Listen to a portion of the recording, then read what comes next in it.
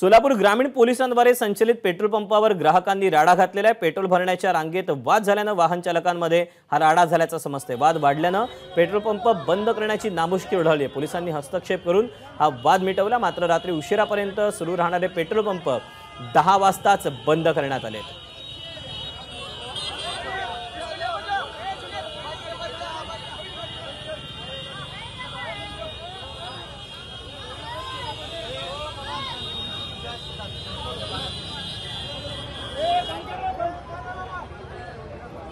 तेव्हा सोलापूरमधली ही सगळी घटना आहे। सोलापूरमध्ये पेट्रोल भरण्याच्या रांगेत 2 वाहन चालकांमध्ये वाद झाला आणि या वादाचं पर्यावसन म्हणजे पोलिसांनी वेळीच हस्तक्षेप केला, परंतु हे पेट्रोल पंप होते ते मात्र बंद करण्याचा निर्णय घेण्यात आला।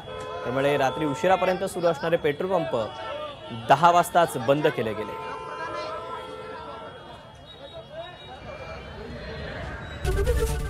एबीपी माझा, उघडा डोळे बघा नीट।